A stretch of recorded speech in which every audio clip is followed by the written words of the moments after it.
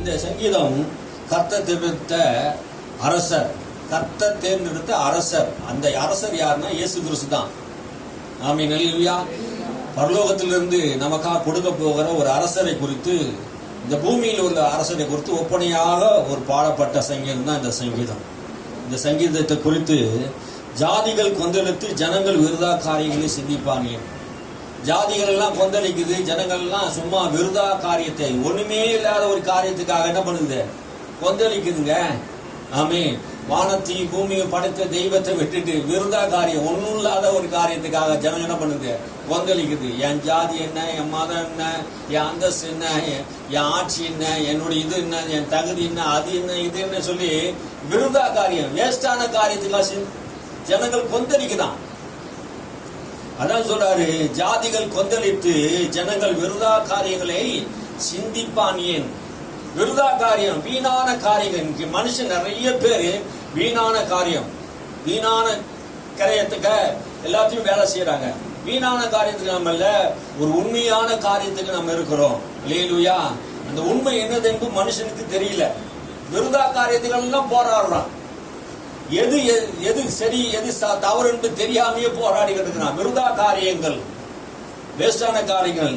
கர்த்தருக்கு விரோதமாக அவர் அபிஷேகம் பண்ணினவருக்கு விரோதமாக பூமி ராஜாக்கள் எழும்பி நின்று அதிகாரிகள் ஏகமாய் ஆலோசனை பண்ணினார்கள். என்ன பண்ணாங்க, கர்த்தருக்கு விரோதமாக. அப்படின்னா என்ன அர்த்தம், கர்த்தருக்கு விரோதமாக பாவங்கள், பாவம் கர்த்தருக்கு விரோதமாக தான், அநியாயம் கர்த்தருக்கு விரோதமாக தான். ஒருத்தனுக்கு விரோதமான காரியங்கள் செய்யணும்னா அது அநியாயம் தான். ஒரு மனுஷனை ரத்தம் சிந்த வைக்கிறது விரோதமான காரியம் தான். அப்போ இந்த விரோதத்தை கர்த்தர் பார்க்கிறார், மனுஷன் மூலமா பார்க்கிறார். என்ன நடக்குதுன்னா, கர்த்தருக்கு விரோதமாக அவர் அபிஷேகம் பண்ணினவருக்கு விரோதமாக, கர்த்தரால் அபிஷேகம் பண்ணப்பட்ட மனுஷனுக்கு விரோதமாக, தாவீதுக்கு விரோதமாக எத்தனையோ பேர் எழுப்பினார்கள். கர்த்தருக்கு விரோதமாகனா, அப்போ ஒரு மனுஷனை தேவன் அனாயிண்ட் பண்ணி அபிஷேகம் பண்ணி வச்சாருன்னா அந்த அபிஷேகம் யாருடையது, கர்த்தருடையது. ஆமென், அல்லேலூயா.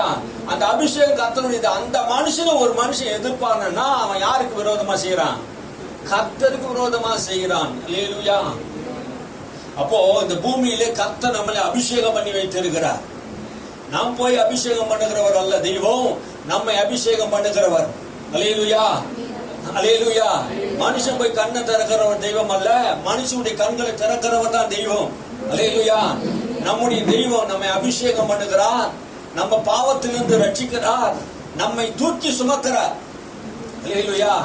நம்மை அபிஷேகம் பண்ணினவர் எப்படி இருக்கிறார், நம்மை தூக்கி சுமக்கிறார். தோழி மேல் தகப்பன் சுமந்து சொல்வது போல, ஒரு தோழி மேல தகப்பன் எப்படி சுமந்து செல்வாரோ, நம்மை அபிஷேகம் பண்ணின தேவன், நம்மை கைவிடாத தேவன் நம்மை சுமந்து செல்கிறார்.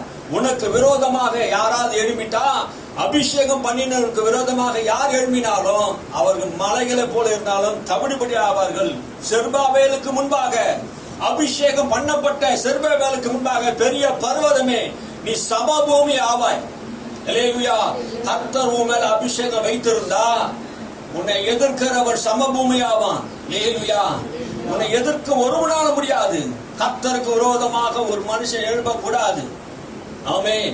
கர்த்தருக்கு விரோதமாக அபிஷேகம் பண்ணப்பட்ட மனுஷனுக்கு விரோதமாக ஒரு மனுஷன் எழும்பக்கூடாதுன்னு தான் வேதம் சொல்கிறது. பூமி ராஜாக்கள் எழும்பி நின்று அதிகாரிகள் ஏகமாய் ஆலோசனை பண்ணிட்டார்கள். என்ன பண்ணிட்டாங்களா, பூமி ராஜாக்கள் எழுப்பிட்டாங்களா. யாருக்கு விரோதமாக, இப்ப பார்க்க போறோம் பாருங்க. யாருக்கு விரோதமாக எழுப்பிட்டாங்க, தாவீதுக்கு விரோதமா நம்ம நினைச்சோம். ஆனா இங்க பாடினது தாவீதுக்கு பாரி பாடினாரு. ஆனா தாவீதுக்கு அல்ல, இயேசு கிறிஸ்துக்கு விரோதமாக எழுப்பினார்கள். பிதா இயேசுவை அபிஷேகம் பண்ணினார். நசரேயனாகிய இயேசு கிறிஸ்துவை தேவன் பரிசுத்த ஆவியினால் வல்லமையினால் அபிஷேகம் பண்ணினார். அவர் கட்டுண்டவர்களை விடுதலையாக்கினார், வியாதி உள்ளவர்களை சுகமாக்கினார், மரித்தோரை எழுப்பினார், குஷ்டரோகிகளை சுஸ்தமாக்கினார். தேடி தேடி ஏழைகளை, எளிமையான மக்களை தேடி தேடி போய் அவர்களை ஆதரவு தந்தார். அல்லேலூயா. கண்ணீரை துடைத்தார். அப்படியாப்பட்ட அபிஷேகம் பண்ணின இயேசுக்கு விரோதமாக இந்த பரிசேயரும் சதுசேயரும் கூட்டம் கூடி ஒரு குற்றமும் செய்யாத, ஒரு பாவமும் செய்யாத அவர் மேல் குற்றம் சுமத்தினார்கள், பாவம் சுமத்தினார்கள். ஆனாலும் ஒரு குற்றமும் அவர் மேல் என்ன பண்ண முடியல, நிரூபிக்க முடியல. எந்த பாவமும் செய்யல, எந்த குற்றமும் செய்யாத இயேசு கிறிஸ்து மேலே இந்த பரிசேயர்கள் சதுசேயர்கள் குற்றம் சுமத்தினார்கள். ஆனாலும் கர்த்தர் என்ன பண்ணல, தோல்வி அடையல. ஆமென், அல்லேலூயா. பூமி ராஜாக்கள் எழும்பி நின்றார்கள். எத்தனையோ ராஜாக்கள் எழும்பினாங்க. அதிகாரிகள் ஏகமாய் ஆலோசனை பண்ணினார்கள். இயேசுவை கொலை செய்வதற்கு, இயேசுவை திட்டமிட்டு கொலை செய்வதற்கு எத்தனை முறை ஆலோசனை பண்ணினார்கள். யோரோது கூட்டத்தார் எத்தனை பேர் ஆலோசனை பண்ணினார்கள். ஏக சிந்தையா, ஒரே மனதாய் இயேசுவை கொலை செய்ய வேண்டும், இயேசுவை கொலை செய்ய வேண்டும் என்று ஏக மனதாய் தீர்மானம் பண்ணினார்கள். இவரை சிலுவையில் அறையுங்கள், சிலுவையில் அறையுங்கள் என்று சொல்லி இயேசு ஒரு குற்றம் செய்யாத இந்த இயேசுவை சிலுவையில் அறையும்படியாக ஏகமாய் கூடி என்ன பண்ணாங்க, வந்தாங்க. நடந்த சம்பவம் என்ன தெரியுமா? வாசிப்போம்.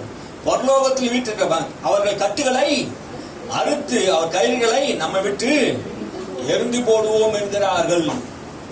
கட்டுகள்லாம் அறுத்துடுவோம், அவன் என்ன பண்ண, நம்ம விட்டு எல்லாவற்றையும் இருந்து அவர்கள் என்ன பண்ணுவோம், எரிந்து போடுவோம் என்று அவர் சொல்லுகிறார்கள். யாரு? ராஜாக்கள் எல்லாம் சொல்றாங்க. அபிஷேகம் பண்ணினவனுக்கு விரோதமாக அவள் கூட்டம் கூடி பேசின போது கர்த்தர் சொல்லுகிற வார்த்தை என்ன தெரியுமா? பரலோகத்தில் விட்டு இருக்கிறவர் நகைப்பார். அல்லேலூயா. என்ன நகைப்பார்னா, நான் அபிஷேகம் பண்ண மனுஷனுக்கு விரோதமா நீங்க எழும்ப போறீங்க, அவங்களை ஒண்ணும் பண்ண முடியாது. அல்லேலூயா. கர்த்தர் ஏன் நகைச்சா தெரியுமா? நான் அபிஷேகம் பண்ணினேன், நான் அபிஷேகம் பண்ணின மனுஷனுக்கு விரோதமாக, நான் அபிஷேகம் பண்ணின இயேசுக்கு விரோதமாக கூட்டம் கூடுறீங்க. ஆமே, ஒன்னும் முடியாது. பரலோகத்தை விட்டு இருக்கிறவர் ஆண்டவர் நகைப்பார், ஆண்டவர் அவர் இகழ்வார். இன்னும் முட்டாள்தனமா இருக்குது. பரலோகத்திலிருந்து பூமியை பார்க்கிறாராம். வானத்தையும் பூமியை படைத்த கர்த்தர், உலகத்தை உண்டாக்கின கர்த்தர் இந்த பூமிக்கு வரும்போது அவருக்கு விரோதமாக இந்த பூமியில் எத்தனையோ பேர் எழுப்பினார்கள். ஆனா அவருக்கு விரோதமாக எழும்ப முடியல. அப்போது தமது கோபத்தினாலே அவர்களோட பேசி தமது உக்கிரத்தினாலே அவர்களை கலங்க பண்ணினார். கோபத்தோடு அவர்களோடு பேசினார், உக்கிரத்தினாலே அவர்கள் என்ன பண்ணார், கலங்க பண்ணினார். இஸ்ரவேலுடைய இருதயம் எல்லாம் கலங்கினார்கள். யோரோதி வீட்டார்கள் கலங்கினார்கள். இயேசுவின் பிறப்பு யோரோதியுடைய அரண்மனைக்கு ஒரு கலக்கத்தை உண்டாக்கினது. அல்லேலூயா. ரட்சகர் பிறந்திருக்கிறார், ராஜா பிறந்திருக்கிறார் என்கிற செய்தி, அபிஷேகம் பண்ணப்பட்டவர் பிறந்திருக்கிறார், மேசியா பிறந்திருக்கிறார், இயேசு இந்த பூமியில வந்திருக்கிறார் என்று கேட்ட போது அந்த இருதயம் எல்லாம் கலங்கி போச்சுங்க. யோரோதுடைய இருதயம் கலங்கி போச்சு. மேய்ப்பருடைய இருதயம் இயேசு பிறந்தார் என்கிற நற்செய்தி சந்தோஷத்தை உண்டாக்கினது. அல்லேலூயா. என்னுடைய பரிசுத்த பர்வதத்திலே சீயோன் மீதும் என்னுடைய ராஜாவை அபிஷேகம் பண்ணி வைத்தேன். என்னுடைய ராஜாவை என்ன சொன்னார் பிதாவாகிய தேவன்? என்னுடைய ராஜாவை சீயோன் மேலே அபிஷேகம் பண்ணி வைத்தேன். எருசலேமிலே இயேசு மாம்சத்தின் அவதாரமாய் பிறந்த போது, அவர் ஞானஸ்நானம் பெறும்போது, பரிசுத்த ஆவியானவர் அவர் மேல் வந்து இறங்கின போது, அவர் மறுஜென்ம ரூபமாக மறுபிறப்பை அவர் பிறந்தார் என்று இங்கே சொல்கிறது.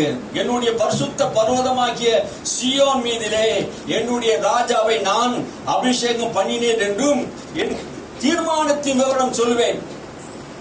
தீர்மானத்தின் விவரம் சொல்வேன். பிதாவாகிய தேவன் சொல்றார், நான் என்ன தீர்மானம் எடுத்தனும் அதுதான் நிறைவேறும். அல்லேலூயா. உங்க வாழ்க்கையில ஆண்டவர் ஒரு தீர்மானத்தை எடுத்து வைத்திருக்கிறார்.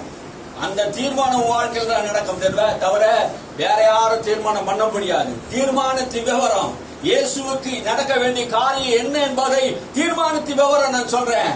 இயேசுவை பிதா ஒப்பு கொடுத்தார் சிலுவையில, அதுதான் தீர்மானத்தின் விவரம். ஆனா இஸ்ரவேல் மக்கள், அந்த ரோம போர்ச்சவர் நினைத்தார்கள், இயேசுவை நாங்கள் சிலுவையில் அறைந்து கொண்டு விட்டோம் என்று. தீர்மானத்தின் விவரம், பிதாவாகிய தேவன் இயேசு கிறிஸ்துவை சிலுவையில ஒப்பு கொடுத்தார். அல்லேலூயா. ஏன் திரும்ப ஒப்பு கொடுத்தாரு? எதுக்கு திரும்ப ஒப்பு கொடுத்தாரு? நம்மை மீட்கும்படியாக, நம்மை ரட்சிக்கும்படியாக, நம்மை விடுதலை செய்யும்படியாக, நம்மை ஆண்டவர் அந்த பாவத்திலிருந்து ரட்சிக்கும்படியாக அவரை ஒப்பு கொடுத்தார். தீர்மானத்தின் விவரம். பிதா ஏற்கனவே தீர்மானித்த அடிக்கப்பட்ட ஆட்டுக்குட்டி உலகம் தோன்றுவதற்கு முன்பாகவே ஒரு தீர்மானத்தை எடுத்து விட்டார். மனுஷனை உண்டாக்கின போது அவன் பாவம் செய்வான், பாவம் செய்தது பின்பு அந்த பாவத்துக்கு பரிகாரியாக இயேசுவை இந்த பூமிக்கு நான் அனுப்புவேன். அதுதான் என்னுடைய தீர்மானத்தின் விவரம், அதுதான் என்னுடைய தீர்மானம். அவர் சிலுவையில கொண்டு அவர் ரத்தத்தை சிந்தி அவர் மூலமாக உலகத்துக்கு நான் ரட்சிப்பாருவேன். அதுதான் என்னோட தீர்மானம். இவங்க நினைச்சிட்டாங்க, இயேசுக்கு விரோதமா எழுப்பிட்டேன், அவர் அபிஷேகம் பண்ணி விரோதமா எழுப்பிட்டேன், இயேசுவை சிலுவையில ஆணி எடுத்து நாங்க கொண்டுட்டோம். ஒன்னும் இல்ல, நீங்க செய்யறது இல்ல, ஏற்கனவே தீர்மானத்தின் விவரம். அதனாலதான் பரலோகத்தில் இருக்கிறவர் நகைச்சார். அல்லேலூயா. என்ன நினைக்கிறீங்க? அவர் நடக்கிறார்னா அவர் ஏற்கனவே ஒரு தீர்மானம் வச்சுட்டா. அந்த தீர்மானம் என்னவோ அதான் பூமியில நடந்ததா தவிர ஒருவரையும் அவர் கொல்ல முடியாது. அல்லேலூயா. பரலோகத்தில் இருக்கிற ஒருவர் தவிர அவருடைய சித்தத்தின்படி தான் நடக்கும் அவருடைய வாழ்க்கையில. அல்லேலூயா. அவர் தன்னைத்தானே ஒப்பு கொடுத்தார். சிலுவையில மறிக்கும்படியாக ஒப்பு கொடுத்தார். பாவிகளை ரட்சிக்கும்படியாக ஒப்பு கொடுத்தார். அல்லேலூயா. அவர் யாரும் கொல்ல முடியாது, அவர் யாரும் அழிக்க முடியாது. தன்னைத்தானே ஒப்பு கொடுத்தார். அதனால்தான் பிதாவே ஆவியை ஒப்பு கொடுக்கிறேன் என்று சொன்னார். அவர் ஆவியை யாரும் கொல்ல முடியாது. அல்லேலூயா. இந்த பூமியிலே தேவன் தெரிந்து கொண்ட இயேசுவை அபிஷேகம் பண்ணி இந்த பூமியிலே அவர் வைத்த போது, இன்று நான் உன்னை ஜெயிப்பித்தேன் என்று சொன்னாரே. எப்போ சொன்னாரு? இயேசு ஞானசான கரை பெற்ற போது, கரையேறின உடனே பரிசுத்த ஆவி புறாவை போல் இறங்கின போது, இன்று நான் உன்னை ஜெயிப்பித்தேன், நீ இன்று முதல் என்னுடைய குமாரன் எனப்படுவாய். அல்லேலூயா. அபிஷேகம் என்னைக்கு கொடுத்தாங்களோ அன்னைக்கு தேவ குமாரனா மாறிட்டீங்க. அல்லேலூயா. இயேசுவை விசுவாசித்து ஞானசான பெற்ற போது, பரிசுத்த ஆவியை பெற்ற போதே உனக்கு அந்த குமாரனுடைய அந்தஸ்தை ஆண்டவர் தருகிறார். அல்லேலூயா. அந்த குமாரனுடைய பாக்கியம் எத்தனை பேர் நம்புறீங்க? நீங்களாம் குமாரதிகள். அல்லேலூயா. அபிஷேகம் சாதாரண ஆள் இல்லைங்க, அபிஷேகம். ஆமே. நம்மேல் இருந்த அபிஷேகம் இந்த உலகமே எதிர்த்தாலும் அந்த அபிஷேகம் பண்ணப்பட்டவனுக்கு விரோதமாக பெரிய பர்வதமே சமபூமியாவா என்று கர்த்தர் சொல்றார். நீ எவ்வளவு பெரிய ஆளா இருக்கலாம் சரி, உன் மேல ஒரு அபிஷேகம் இருக்குது, அது பிசாசுகள் எல்லாம் கீழே விழுக்கும். ஆமே. எல்லா அதிகாரம் வல்லமை அந்த அபிஷேகத்துக்கு கீழே தான். ஆமே. நம்மை அபிஷேகித்தவர் கர்த்தர். அல்லேலூயா.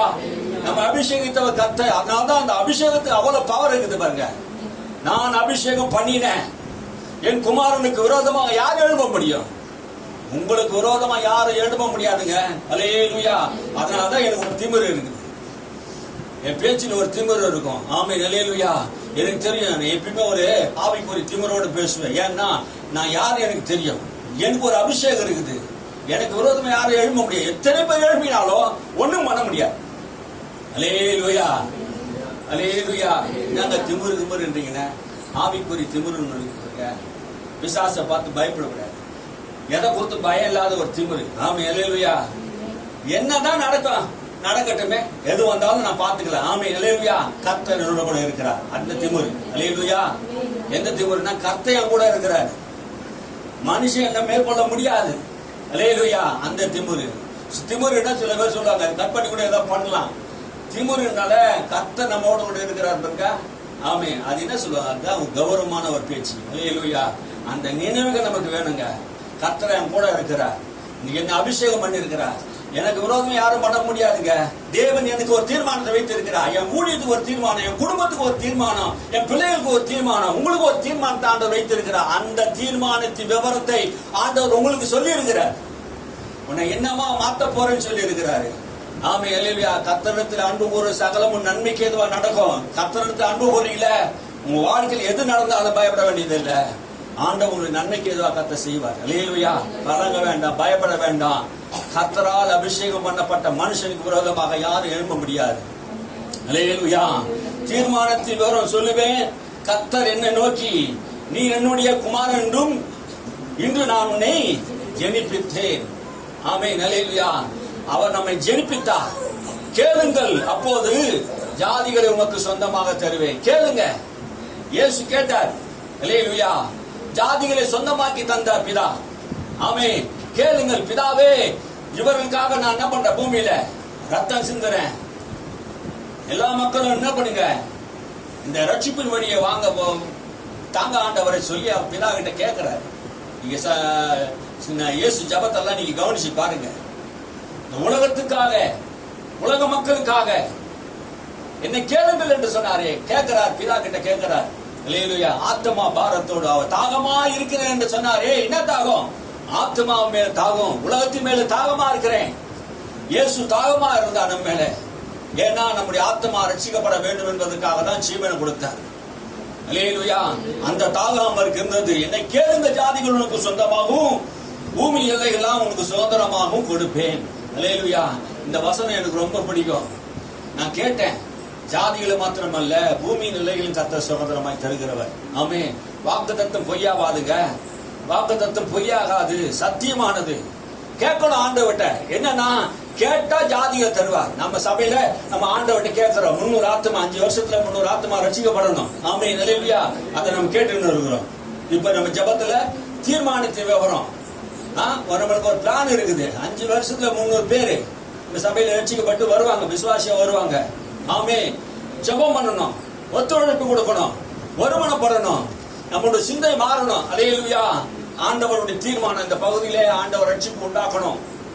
இந்த பகுதி எல்லாரும் ஆண்டவருடைய தீர்மானத்தின்படி ரட்சிப்பு உண்டாக்கணும். மலை போல இருக்குது இருதயம், கல்லு போல இருக்குது இருதயம். அதெல்லாம் உடைச்சு ஒன்னொன்னா உடைச்சு அப்படியே மலை தூக்கி இருந்து வச்சிட முடியாது. மலை தூக்கி இந்த உள்ள உட்கார வச்சிருப்போம், உடைக்க முடியாது. ஒன்னொன்னா உடைக்கணும். ஆமென். நம்ம ஆபிரகாம் நம் தகப்பன் கண்மலையிலிருந்து வெட்டப்பட்டான் என்று வேதம் சொல்கிறது. அப்போ விக்கிரக சாபத்தில் இருக்கிற ஜனங்களை கல்லான இருதயம் உள்ள ஜனங்கள் என்ன பண்ணணும்? வெட்டி கொண்டு வரணும். அல்லேலூயா. சாதாரண வேலை இல்லைங்க. ஒரு கல்லு உடைக்கிற வேலை சாதாரண வேலை இல்ல.